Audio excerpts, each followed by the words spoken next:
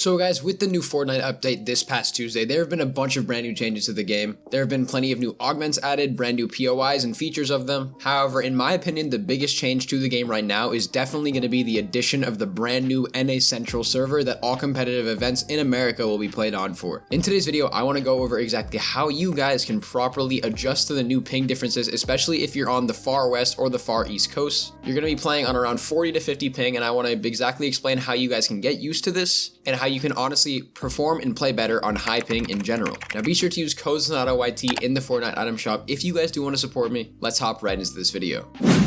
So I first want to explain the new servers really quickly. Essentially the way it was before is that there was NA East and NA West. Now NA East is kind of the eastern seaboard of North America. What I mean by that is kind of like New York, Boston, Canada. Most Mexican players would also play on NA East. However, then also there's NA West on the other side of the coast, such as LA, Oregon, Washington. Those places would play on the NA West servers. The NA East servers would be located in Virginia and the NA West servers would be located in California. However, now there has been the addition of a brand new server called nacentral. This is going to be located in Dallas, Texas, and essentially what's going to happen is everybody from all of North America is going to be competing on one large nacentral server. Now this is drastically going to change the way that the game is played, considering that all of the NA East and NA West players will have to now switch over to nacentral to play in these tournaments. FNCS is going to be run here, the Global Championship is going to be run here. It's a very important thing and a really big deal for competitive Fortnite. Now let's get into exactly how you guys should actually adjust and play on this higher ping. Now, the first thing obviously that you guys are definitely going to realize is that your mechanics are going to be slightly worse. The reason for this is because higher ping is more input delay and gives you more latency when connecting to the server that's all the way in Dallas, especially if you're on the eastern or the western seaboard. Mine is around 40 milliseconds. A lot of people have 40 to 50 to 60. Mine's not too bad. I've gotten kind of used to it as I've been playing on nacentral quite a bit. But some things that have helped me greatly with my mechanical skill. Number one is definitely that you should not take any walls with your pickaxe. I'd recommend that if you are trying to take any walls, if you do have a faster shooting shotgun, such as the Maven, or even the Thunder, considering that there's a lot more ammo, I'd recommend that you shoot the wall and then try to replace it doing that, considering that your opponent will not be able to expect it as well. And then also in general, it's going to be a lot easier for you to just get the wall, considering that you don't need to swap from your pickaxe over to your builds, which is a longer animation and is a little bit more input delay. This is something that has worked for a lot of high ping pro players in the past. Examples of those are people like Freemok, Kiriachi, Nanolite.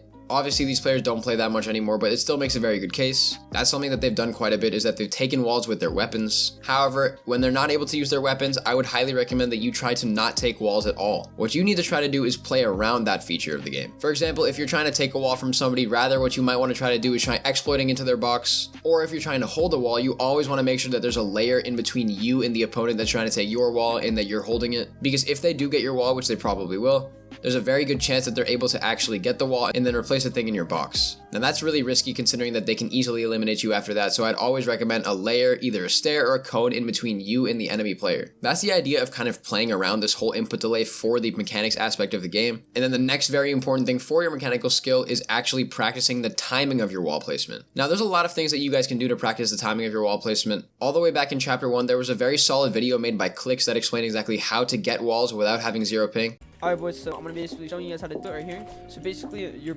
breaking like the pickaxe animation, but hitting it at the same time. So as you guys can see right now, I'm not breaking the wall, but you guys can see on my screen that I'm actually breaking it, like hitting it.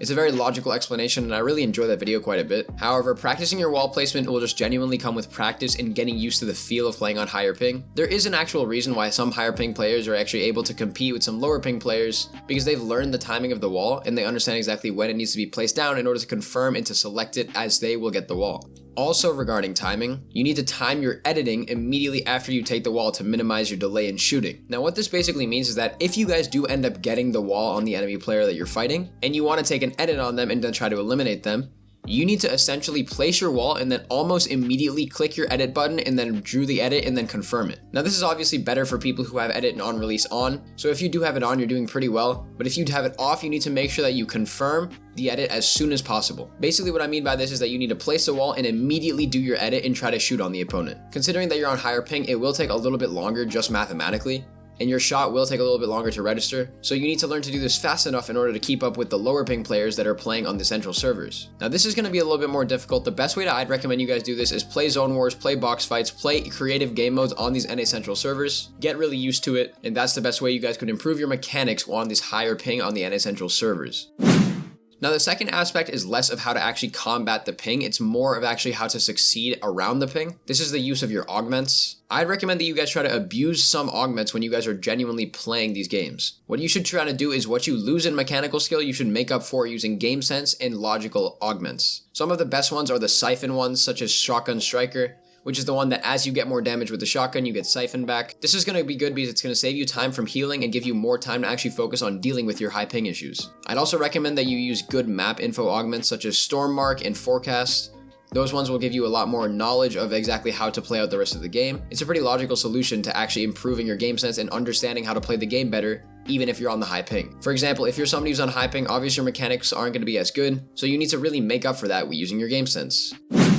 And obviously guys, as you guys do play on higher ping, the aiming aspect of the game is going to get more difficult. Since your mechanics are obviously a bit delayed, your aim will also be delayed considering that it's pretty much a hit scan option of the game. So if you want to get the elimination using your aim, you need to seriously improve it and practice it on the servers that you're playing on. I can't stress enough how important it is to actually practice your aim on the higher ping, because that's how you're going to get used to it and learn how to aim correctly as you do it on lower ping. Aim is an extremely important aspect of the game. In my opinion, it's the most important aspect. And genuinely, as you play more and more on these servers, your aim will get better, but that won't get better if you guys don't play on that stuff when you're practicing it in Scavix Aim Trainer and Creative, or if you're doing even Kovacs. Any of these ways of practicing your aim will definitely help you. It's important that you consistently do them and you do not slack at all. And then obviously the final tip for you guys is definitely just going to be to practice on the central servers. So if you guys hop into Fortnite, you're playing scrims, playing arena, play them on central servers. As you play more and more, you will get very used to it, which is what a lot of higher ping players have done in the past. There's a reason why some controller players like Reed are able to dominate over regions. It's because they're used to the high ping and they know exactly how to play on it. They adapt to the situation rather than blaming the game about it. It's a very simple, logical way to practice, and as you guys practice more and more on Central, the more and more used to it you'll actually get. But it's very important that you do so because obviously FNCS and the Elite Cups and pretty much every major tournament for the next foreseen future is going to be on the central servers, which means it's going to get a lot more people, a lot more competitive, and a lot more serious that you guys are actually improving on this higher ping. Anyways guys, that is the video on exactly how to improve with these brand new central servers and to how to play on high ping. This is going to be a really beneficial video for a lot of you guys, as a lot of my viewers are from NA East and NA West and they need to learn exactly how to compete on this higher ping in the center of America. It's a very important aspect of how to play, and I think that it will benefit you guys greatly if you consider using all of these tips and paying attention to them. But that's about it for this video guys. Be sure to like and subscribe to the channel, and I will see you all in the next video. Bye guys.